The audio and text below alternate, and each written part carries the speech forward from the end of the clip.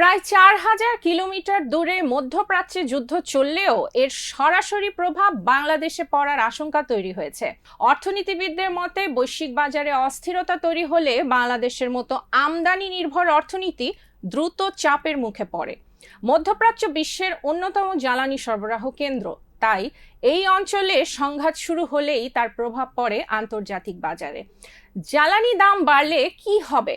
এতে একটি chain reaction তৈরি হয়, যেমন বাস ও ট্রাক ভাড়া বাড়তে পারে, বিদ্যুৎ উৎপাদনের খরচ বাড়তে পারে, সারের দাম বাড়তে পারে, কৃষি উৎপাদন ব্যয় বৃদ্ধি ও খাদ্যপণ্যের দাম বাড়ার আশঙ্কা রয়েছে।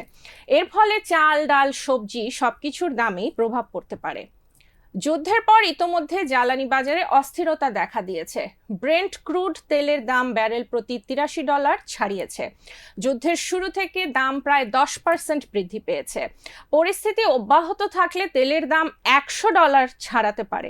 এবার দেখা যাক হরমুজ প্রণালী কেন গুরুত্বপূর্ণ। বিশ্বের সবচেয়ে গুরুত্বপূর্ণ জ্বালানি পরিবহন পথগুলোর একটি হলো হরমুজ প্রণালী। এই পথ দিয়ে বিশ্বে বিপুল পরিমাণ তেল ও গ্যাস পরিবহন হয়। ইরান এই প্রণালী বন্ধের ঘোষণা দিয়েছে, যা বৈশ্বিক জ্বালানি সরবরাহে বড় ধরনের ঝুঁকি তৈরি করেছে। বাংলাদেশের জ্বালানি খাতের একটি বড় অংশ আমদানির উপর নির্ভরশীল, বিশেষ করে কাতার ও ওমান থেকে এলএনজি, স্পট মার্কেট থেকে গ্যাস, তেল ভিত্তিক বিদ্যুৎ উৎপাদন ইত্যাদি। হরমুজ প্রণালী বন্ধ থাকলে এসব সরবরাহে বাধা তৈরি হতে পারে। অর্থনীতিবিদদের মতে বর্তমানে জ্বালানি মজুতও খুব দীর্ঘ সময়ের জন্য যথেষ্ট নয়। ডিজেল মজুত 2 সপ্তাহ চলতে পারে, অন্যান্য জ্বালানি 2 থেকে 6 সপ্তাহ। এ কারণে বিকল্প উৎস খোঁজার উপর গুরুত্ব দিয়েছেন বিশেষজ্ঞরা। বাংলাদেশের অর্থনীতির অন্যতম প্রধান উৎস রেমিটেন্স।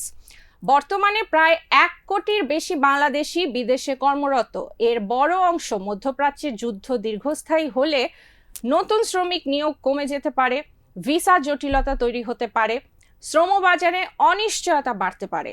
যুদ্ধ পরিস্থিতির কারণে ইতোমধ্যে অন্তত 200টি আন্তর্জাতিক ফ্লাইট বাতিল হয়েছে। মধ্যপ্রাচ্যে যেতে ইচ্ছুক অনেক বাংলাদেশি আটকে পড়েছেন। প্রবাসীদের নিরাপত্তা নিয়ে উদ্বেগ তৈরি হয়েছে।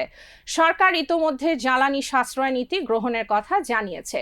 বিদ্যুৎ ও জ্বালানি প্রতিমন্ত্রী জানিয়েছেন, জ্বালানি সাশ্রয় করলে বর্তমান মজুদ দিয়ে মার্চ মাস বা ঈদের ছুটি পর্যন্ত চলা সম্ভব। একই সঙ্গে বিকল্প উৎস থেকে জ্বালানি আমদানির বিষয়েও চিন্তা করা হচ্ছে।